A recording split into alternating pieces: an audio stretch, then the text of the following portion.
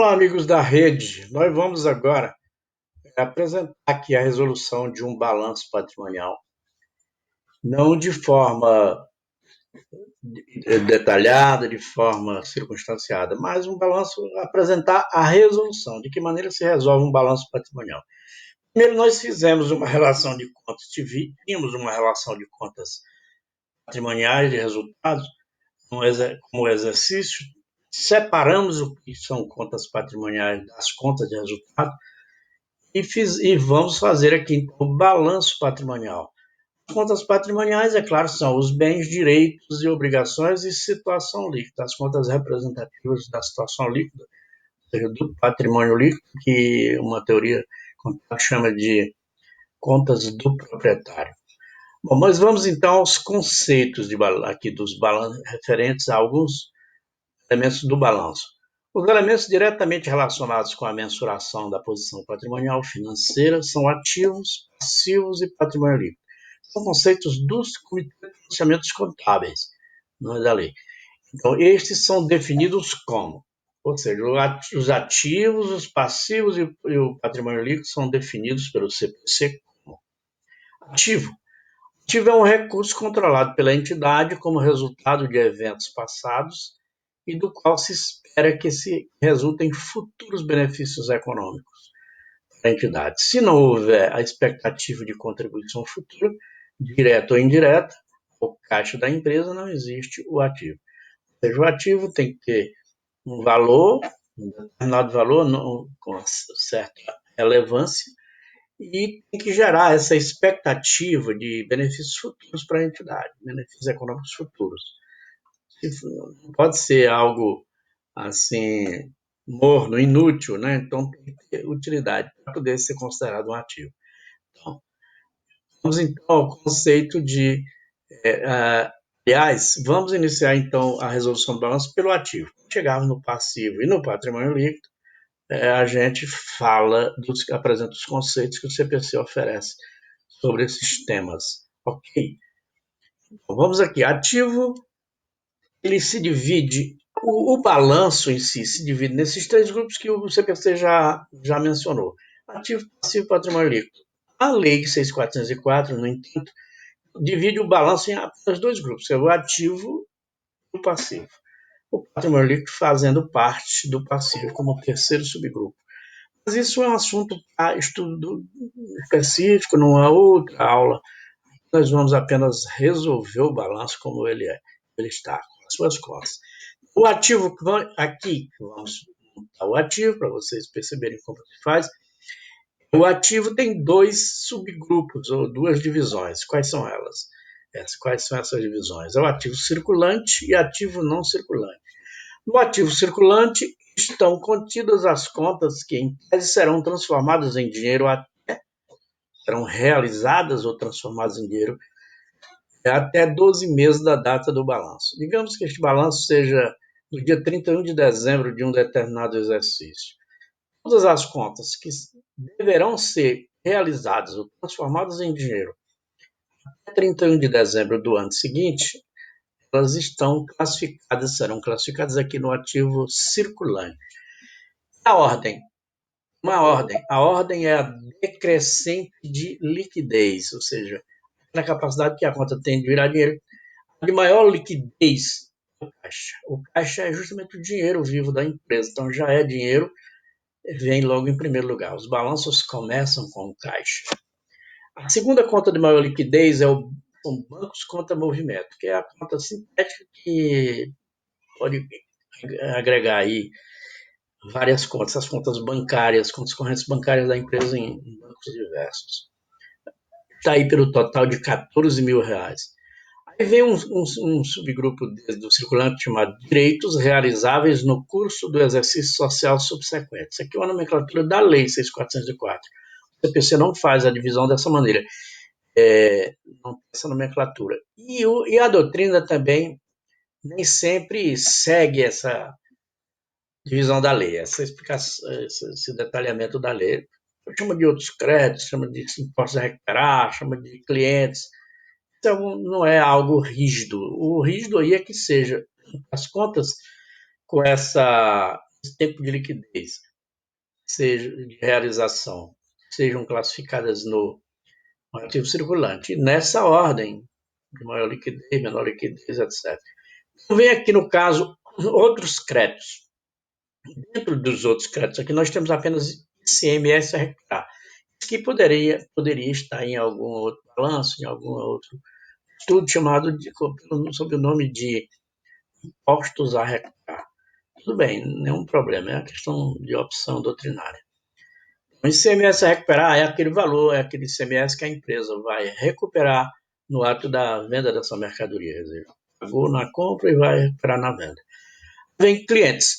Clientes estão aqui na conta clientes duplicadas a receber, o valor de 10.200, essa conta subtraída da provisão para devedores duvidosos, no valor de 1.200.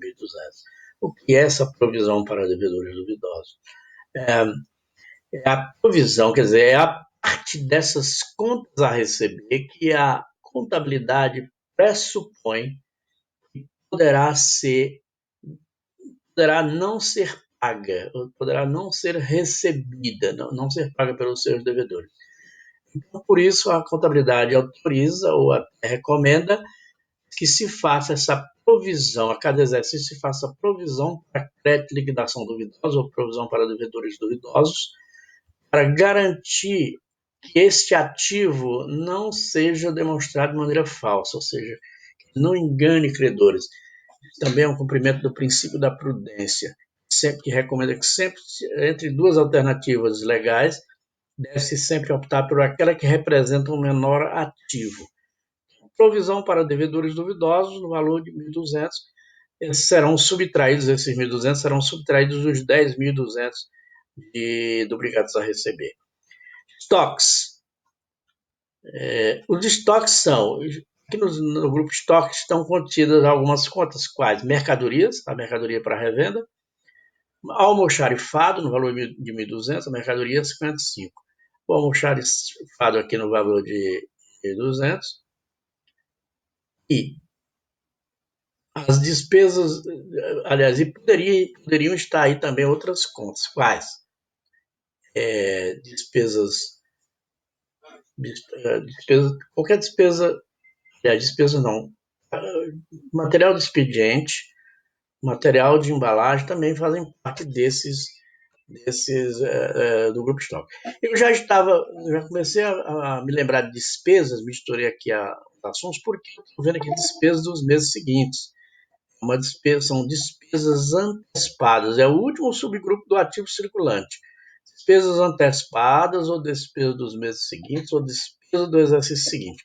Essas sim são despesas, quer dizer, serão despesas que serão realizadas, serão incorridas durante o exercício seguinte, no curso do exercício seguinte, e que a empresa já está pagando antecipadamente. Quais são elas aqui? Aqui estão, os valores estão cobertos aqui com a parte aqui da legenda do programa que estamos usando. São juros passivos a transcorrer e aluguéis a vencer. O que são juros passivos a transcorrer? São aqueles juros que a empresa, resultante de algum, digamos, de linha de crédito que a empresa contraiu de empréstimos, que ela já pagou adiantado. Algumas linhas de crédito exigem isso, que eu já desconto os juros de maneira adiantada. Esses juros passivos a transcorrer podem ser chamados também de encargos financeiros a apropriar, podem ser chamados de juros passivos a apropriar, enfim. São juros que vão ser incorridos nos próximos meses, que já foram pagos. Então, eles só, ao chegarmos no final do primeiro mês, por exemplo, do exercício seguinte, nós fazemos a apropriação. A apropriação da despesa relativa àquele período. Quer dizer, o juro que está aí será distribuído no período a que ele se refere. Quer dizer, ele foi contraído por um período de 3 meses, um empréstimo de 3 meses. Cada um dos 3 meses se fará a baixa da parcela proporcional àquele período, transferindo para debitando-se juros passivos, propriamente dito, isso aqui já é uma despesa com juros, e creditando juros passivos a transcorrer, dando baixa proporcional no valor da despesa mensal. Os aluguéis a vencer é o mesmo raciocínio. São aluguéis que a empresa pagou, quer dizer, vai pagar nos próximos meses, mas já pagou adiantado, em troca de algum benefício. Pagou adiantado e por isso ela entra aqui com essa despesa de aluguel entra aqui como uma despesa antecipada, como o nome de aluguéis a vencer, ou aluguéis passivos a apropriar. Existem maneiras diferentes de se chamar a mesma coisa. E serão também apropriados como despesa à medida que o tempo for correndo. Os meses vão, a cada mês faz-se a apropriação como despesa. Okay? Bom, mas aí vem o ativo não circulante. No ativo não circulante, existem 4 subgrupos previstos na legislação, na Lei 6.404. Quais são os 4 subgrupos? Realizável a longo prazo,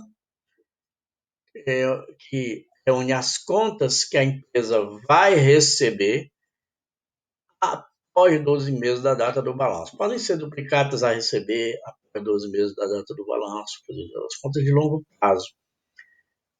No caso, podem ser aplicações financeiras de longo prazo, etc.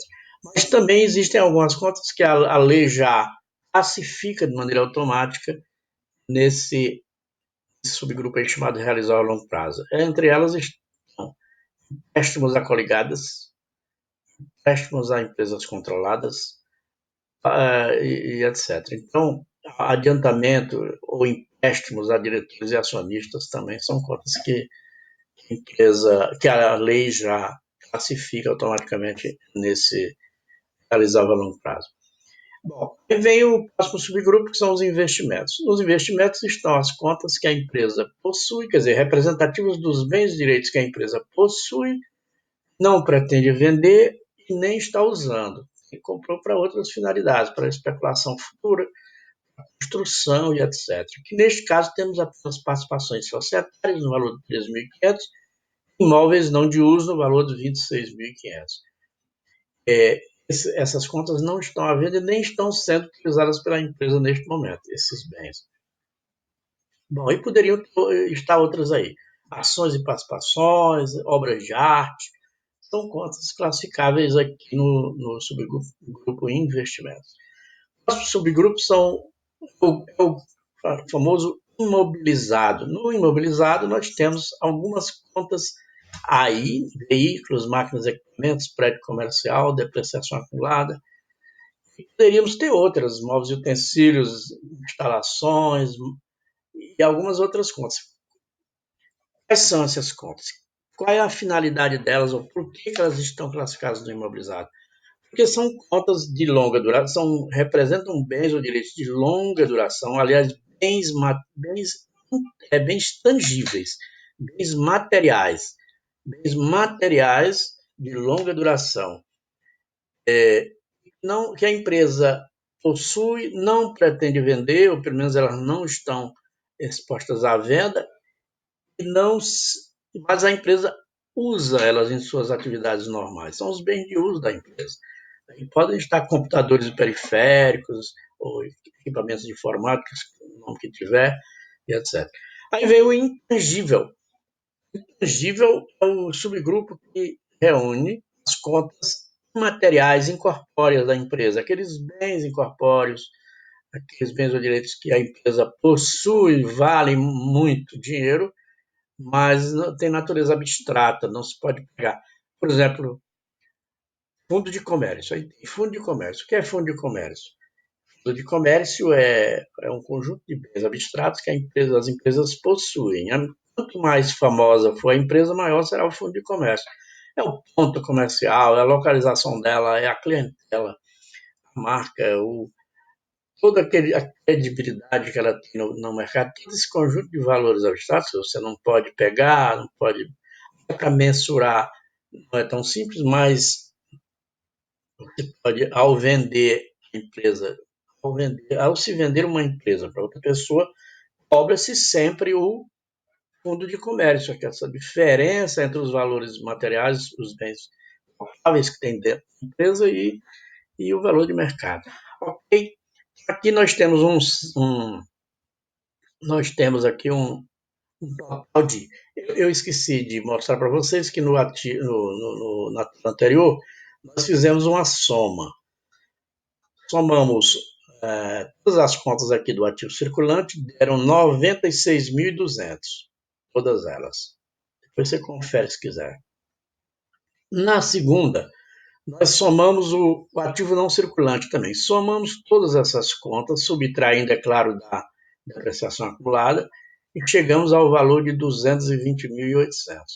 A soma do ativo circulante mais o ativo não circulante resulta no ativo total, que são 317 mil. 317. Depois você confere se tiver alguma dúvida. Soma uma com a outra. Nós pensamos elas somadas, é conveniente que tenhamos a soma desses grupos, não só porque facilita a soma final, né, de cada grupo, do ativo, no caso, e também o mesmo caso lá no passivo, mas também porque, ao fazermos análise de balanço, formos fazer a análise das demonstrações contábeis, que alguns chamam simplesmente de análise de balanço, vamos precisar desses grupos, confrontá-los com os grupos da outra demonstração que estiver sendo posta em análise. Então, por exemplo, para ser mais. Eu vou dizer aqui o seguinte: eu vou dar um exemplo. Se nós temos digamos que nós tenhamos aqui, temos o ativo circulante aqui de 96.200. E aí nós queremos saber o índice de liquidez dessa corrente dessa empresa, a liquidez imediata, corrente, do dia a dia, que essa empresa tem. Eu terei que confrontar, dividir este 96.200 pelo passivo circulante dessa empresa, que digamos que seja lá 48 e 100. Então, 96 dividido por 48 e 100 dá 2, né? Significa que para cada real que a empresa tem para pagar no próximo ano, ela tem 2 para receber no mesmo período. Aí, esse é o índice de liquidez corrente. E a gente obtém esses índices fazendo confronto dos grupos do balanço. Bom, vamos então para o passivo. Passivo tem. O conceito que o CPC dá passivo é o seguinte: ó. Passivo é uma obrigação presente da entidade, derivada de eventos já ocorridos, cuja liquidação se espera que resulte em saída de recursos, capaz de gerar benefícios econômicos. Ou seja, a vocação natural, o que ocorre naturalmente com um passivo quando ele é liquidado é saindo, só se liquida ele saindo, com saída de recursos, ou eventualmente com uma prestação de serviço como uma outra receita, né, com a receita, pode ocorrer também. Mas o que diz o MPC?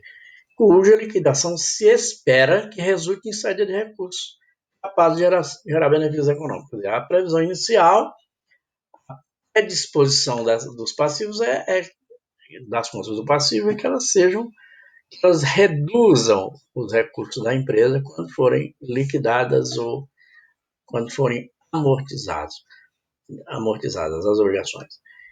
E vamos então ao passivo. O passivo se divide em circulante e não circulante. O passivo, conforme o CPC estabelece, que é dividido em dois grupos, considerando apenas as obrigações da empresa. As finanças preferem chamar isso de maneira conciliatória, chama de passivo exigível. Quer dizer, o passivo que a empresa tem para exigir, quer dizer, pagar aos demais. Outros chamam de capital terceiro. Isso aqui é o capital de terceiros. É aquilo que a empresa deve a terceiros. O passivo circulante, passivo pode ser circulante e não circulante, é exemplo do ativo.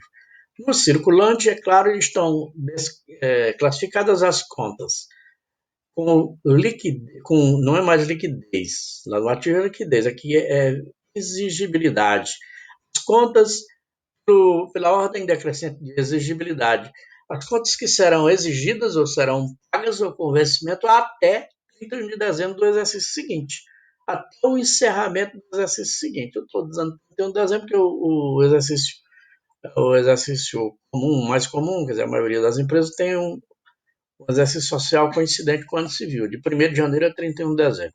Como este balanço é do dia 31 de dezembro de um ano, as contas que a empresa vai pagar, terá que pagar até 31 de dezembro do ano seguinte, são classificadas aqui no passivo circulante, a ordem decrescente de exigibilidade. E temos inicialmente salários a pagar, que é mais próximo, dividendos a pagar, mesmo que não tenha os vencimentos, mas que elas tenham vencimentos assim, nessa ordem, mais próximo, salários a pagar, dividendos a pagar, provisão para imposto de renda, a mesma que está lá no, a mesma que está lá no mesmo que está na DRE, né? Provisão para imposto de renda. E a provisão para contribuição social 2000 também está lá no DRE. Duplicatas a pagar em 10 meses, caso 31 mil. Fornecedores em 25, de 25 mil, também dentro do prazo curto. Circulante é curto prazo, né? Curto prazo em contabilidade e finanças é 1 ano. Não é tão curto assim. Empréstimos 11 meses, também 50 mil. No caso, 50 mil. A soma deles todos, todas essas contas, dá 126.200. Você viu? Depois você soma isso aqui, 14.500 com 700. Vamos fazer logo, só para você saber. Você vê que a gente está fazendo 14.500 com 700, 15.200, com 3, 18.200, com 2, 20.200, com 31, 51.200, com 25, 76.200, com 50, 126.200. Então, aqui o ativo, o passivo circulante, valor de 126.200. Aí vem o passivo não circulante. Nele estão as contas que a empresa terá que pagar após 12 meses da data do balanço. Às vezes são as mesmas contas do circulante, ou algumas das mesmas contas do circulante, elas aparecem aqui no não circulante, com valores que a serem pagos em prazos diferentes das anteriores, ok? Aqui temos empréstimos com 17 meses, no valor de 14.100, temos duplicatas a pagar, um investimento de 18 meses, no valor de 8 mil, e receitas antecipadas no valor para 19 meses, no valor de 25 mil. A soma das três contas aí dá 14.100 com 8, 22.100 com 25, 47.100. Então, as três contas totalizam 47.100. Você perguntaria o que são receitas antecipadas? Embora tenha prometido que não vou fazer desse detalhamento, mas há casos específicos que a gente se detém um pouco neles. Receitas antecipadas são aqueles valores que a empresa recebe adiantado para prestar serviços de curto ou longo prazo, ou para entregar mercadorias ou outros produtos de curto ou longo prazo. Aqui, no caso, digamos, isso aqui está mais parecido com a prestação de serviço. A empresa é contratada por um órgão público ou por outra empresa, ou para uma pessoa física também, para prestar um serviço, um determinado serviço que dura 19 meses de execução. Levam 19 meses para execução. Ela recebeu adiantado o valor de 25 mil para fazer esse serviço. Então, ela não pode deixar esse dinheiro não é receita ainda, a empresa não ganhou esse dinheiro, não é receita. Não pode entrar no patrimônio líquido, assim como a entrada de valores do período. Quer dizer, é a entrada de valores do período, ela entra lá no fluxo de caixa, mas não no resultado do exercício. No caso aí é um adiantamento. Na verdade, é um adiantamento que ela recebeu. Ela vai ter que prestar conta desse adiantamento. Por isso, ela registra aqui como uma obrigação de longo prazo. Ok? Então, passemos para o próximo grupo. Conceito de CPC sobre o PL. O patrimônio líquido, o PL, que nós chamamos de PL, é o patrimônio líquido, segundo o CPC, é o valor residual dos ativos da entidade depois de deduzidos todos os seus passivos. Ou seja, o CPC considera o patrimônio líquido apenas um resíduo, uma sobra entre o ativo, entre os bens e direitos que a empresa tem, os haveres dela e os deveres dela para com terceiros, no caso, as obrigações, passivo circulante e passivo não circulante. Essa sobra chamam de patrimônio líquido.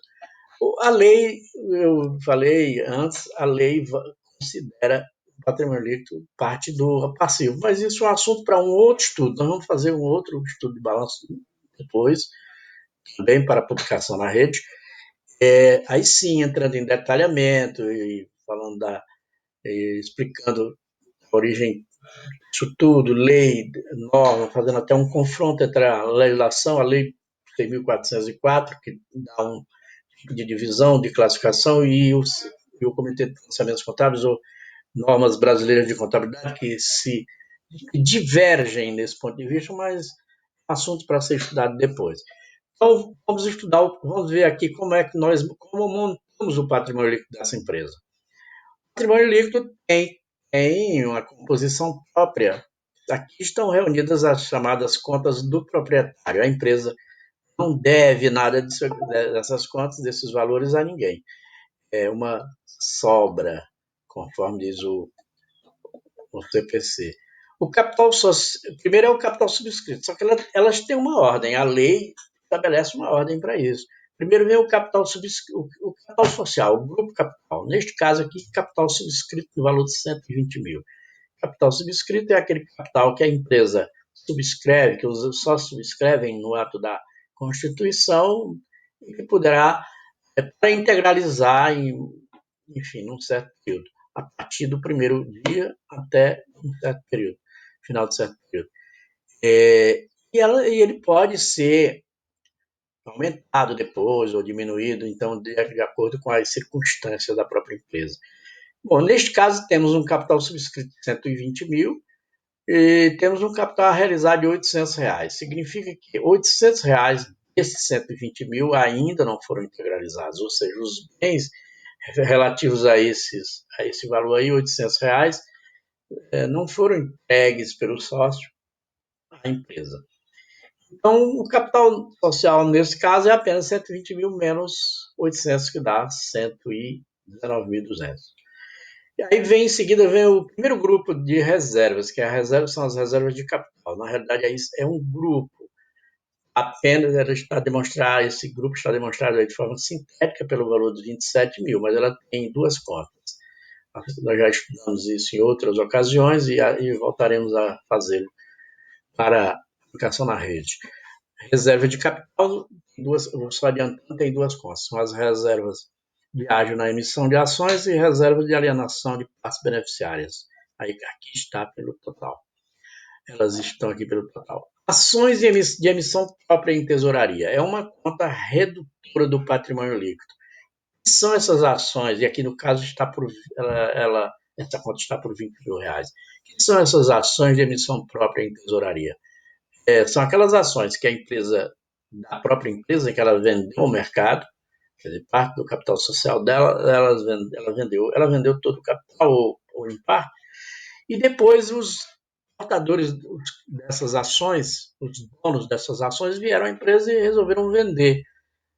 Iam revender, compraram, agora vão revender, para ganhar algum dinheiro ou não, às vezes não precisam de dinheiro. A empresa compra essas ações. Compra, guarda seu próprio, digamos, na tesouraria, e aí contabiliza ela como uma conta redutora do patrimônio líquido. Por que redutora? Porque ela foi retirada, esse valor foi retirado justamente do patrimônio líquido. De onde? Das reservas de capital, em geral das reservas de capital, mas pode ser de outro. Costuma ser da reserva de ágio na emissão de ações, que já tem entre suas destinações essa de comprar, se for o caso, as próprias ações. Depois vem os ajustes de avaliação patrimonial. No caso, R$1.800. Ajuste de avaliação patrimonial é o resultado do reajuste dos ativos e passivos. A diferença, no caso aqui positiva, vem para o patrimônio líquido com o nome de ajuste de avaliação patrimonial. Antigamente isso era reserva de reavaliação. Agora vem as reservas de lucro. Aqui não estão demonstradas de forma sintética, mas com algumas espécies, de uma maneira analítica, não todas as espécies, mas com algumas delas. A reserva legal é a primeira delas, reserva legal. A reserva quer dizer o seguinte, porque legal, porque é da lei, a lei determina que determinado 5% do lucro líquido de cada exercício sejam transferidos para a reserva legal, com várias finalidades. Isso é um assunto também específico lá para o estudo dessa constituição de reserva de capital de lucro. Nós fazemos isso nos cursos que ministramos e vamos fazer também em vídeos específicos para a rede de futuro. Bom, reserva para contingência, valor aqui de R$3.700. Reserva para contingências são uma reserva, uma espécie de reserva, quer dizer, uma parcelinha do lucro que é separada para garantir perda provável cujo valor se possa estimar, ou seja, a empresa está ameaçada de uma perda de R$ 3.700. Pode ser de uma causa trabalhista, que ela tenha perdido na primeira ou segunda instância, mas que ainda está em subjúdice. Então, ela já faz essa reserva para contingência, quer dizer, eventos futuros, R$ 3.700, para garantir essa provável perda.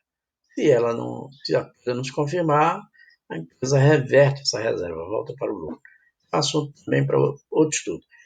A reserva estatutária, também uma parcela do lucro, aqui está por R$ 2.000, uma parcela do lucro que pode ser destinada, desde que prevista em estatuto, não é uma coisa, a lei não estabelece percentual para isso, é o estatuto da empresa que estabelece o percentual, pode estabelecer, não quer dizer que seja obrigado a estabelecer, mas pode, de acordo com o consenso lá na administração. O estatuto prevê que X% do lucro líquido será transferido para essa reserva estatutária, e aí tem que ter um saldo máximo, ela não pode ultrapassar, não é uma coisa definida para aumentar indefinidamente, não, ela tem um limite estabelecido no próprio estatuto.